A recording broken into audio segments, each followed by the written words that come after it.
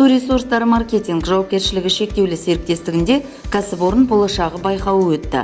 Байқауға су және кәріз желілерін пайдалану, тұтынушыларға осы бағытта қызмет көрсететін барлық бөлімшелердің қызметкерлері қатысты.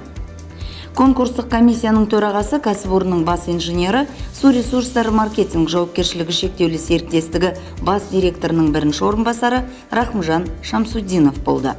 Ақтық кезеңге 9 адам өтті. Олар тестілеу кезеңінде ең көп балл жинаған мамандар.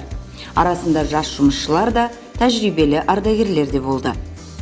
Әңгімелесу, сұхбаттасу кезеңінде конкурсқа қатысушылар су құбыры және кәріз желілерін пайдалану жөніндегі регламенттерге байланысты сұрақтарға жауап берді. Әрбірі өздерінің қызметіне сай міндеттерін, еңбек қауіпсіздігі және еңбекті қорғау техникасы туралы білімін көрсетуі қажет болатын. Осы кезеңнен өткеннен кейін конкурстық комиссия қатысушының ұпайларын есептеп, үздік 3 конкурсантты анықтады. Маңызды тұсы сол, жүлделі болумен қатар жеңімпаздардың қызметі өсуі де бек мүмкін. Мен Тоға энергия бөлімінің бас энергетигі болып жұмыс істеймін. Және осы бізде кәсіпорын болашағы бағдарламасы өтті. Соның бірінші турынан өтіп, екінші турға қатыстық. Осы басшыларға үлкен алғысым білдіремін.